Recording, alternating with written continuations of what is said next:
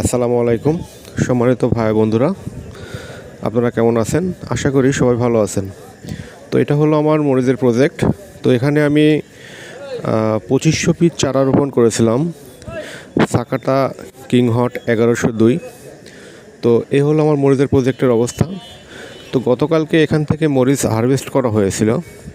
100 গাছের মরিচ হারভেস্ট করা হয়েছে। 100 গাছ থেকে আমার মরিচ হারভেস্ট হয়েছে 46 কেজি মরিচ হারভেস্ট হয়েছে। তো গড়ে এখান থেকে প্রত্যেকটা গাছ থেকে মোটামুটি প্রায় আধা কেজি করে মরিচ হারভেস্ট হয়েছে।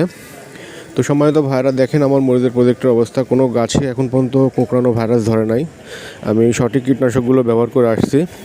তো কখন কোন কীটনাশক ব্যবহার করা লাগবে এবং কোঁকড়ানোর জন্য কী কী কীটনাশক ব্যবহার করা লাগবে এই নিয়ে আমার একটা পরিপূর্ণ ভিডিও আছে।